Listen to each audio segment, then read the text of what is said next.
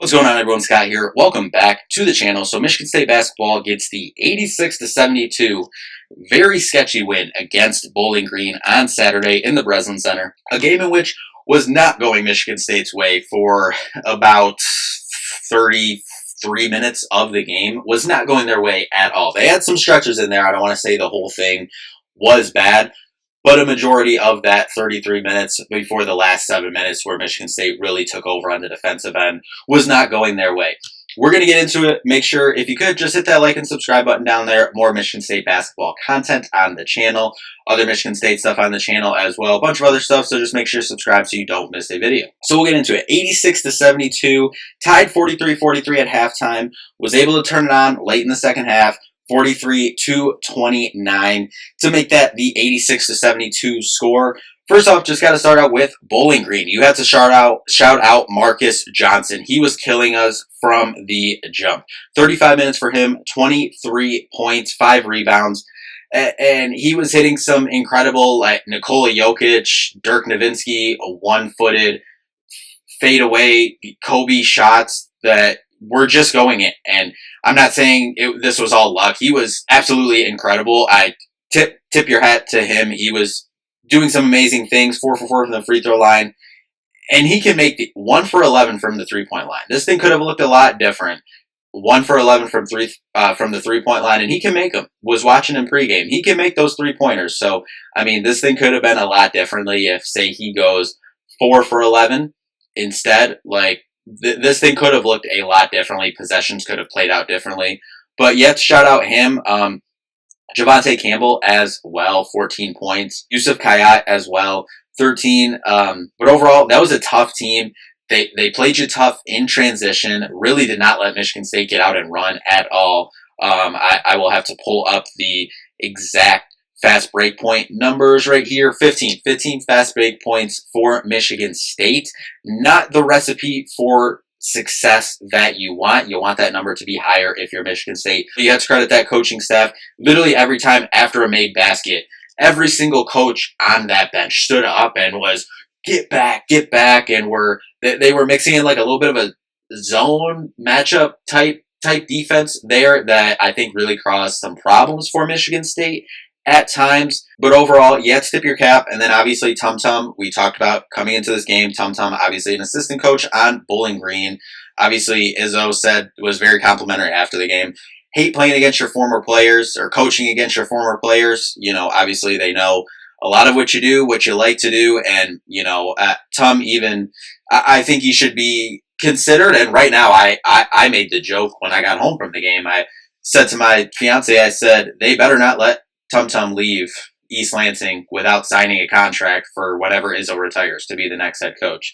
That's a different discussion for a different day, but I definitely think that he has a bright future in coaching. I mean, he's got to be only, 29 or something, 30? So, I mean, he's super young and, you know, doing incredible things in the industry. So it was great to see Tum Tum back in the Breslin.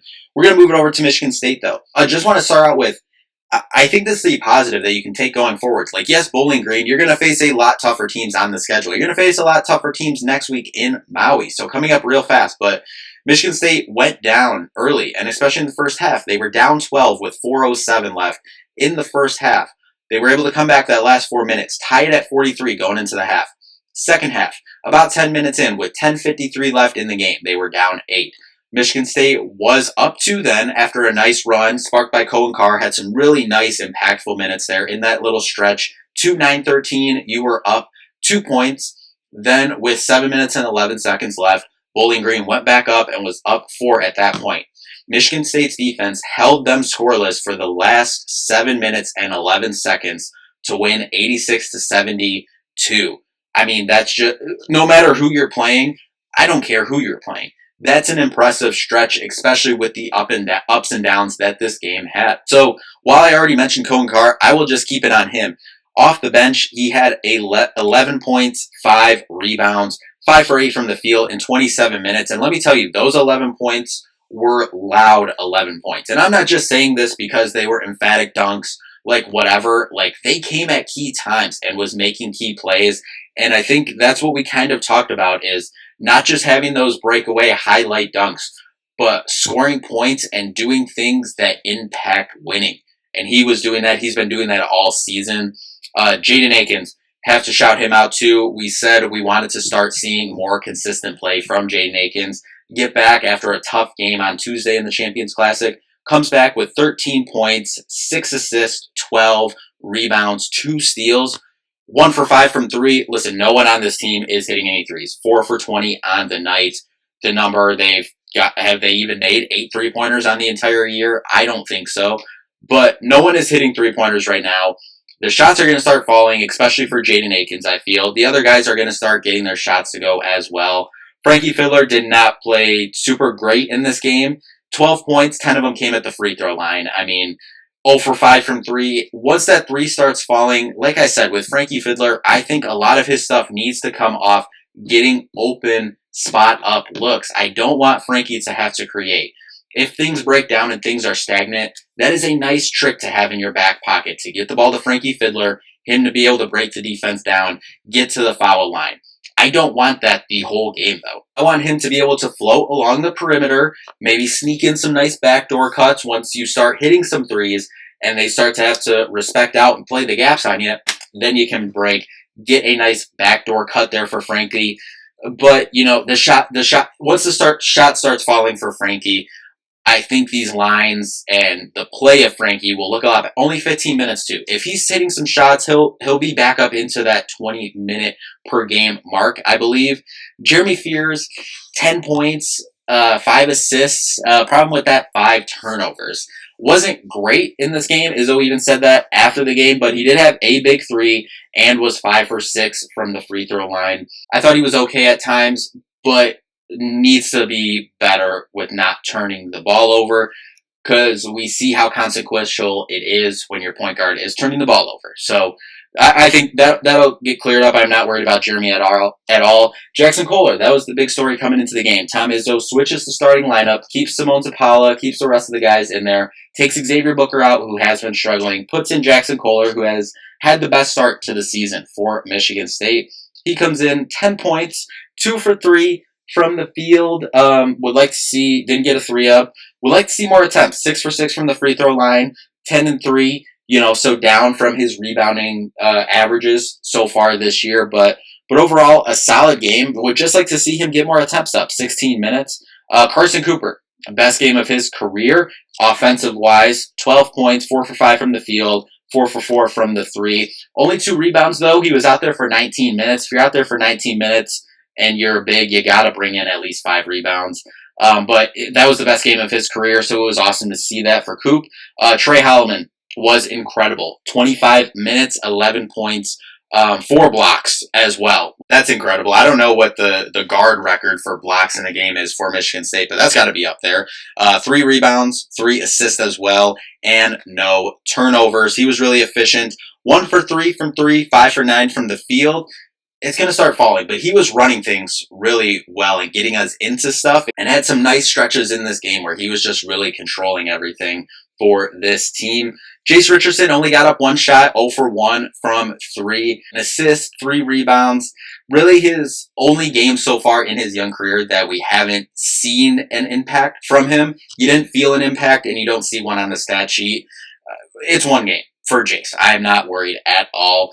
Kurtang, 2 minutes, 0 for 2 from the field, 2 threes.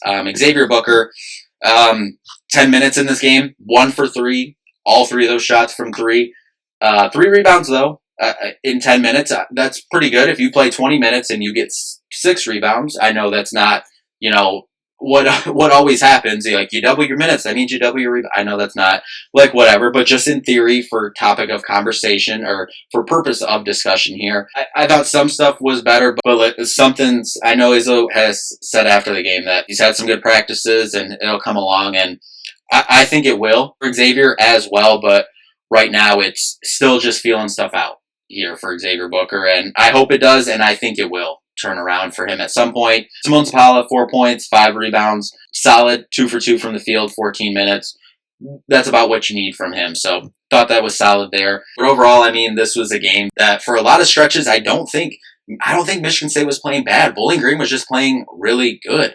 And, that's a credit to Bowling Green. And, really, I think the thing that I'm going to take away most from this game is that last 7 minutes, holding them scoreless, going on that run to secure and take the game in a game in which could have been and obviously would have been a big win for Bowling Green. And they looked poised to take the game most of the night.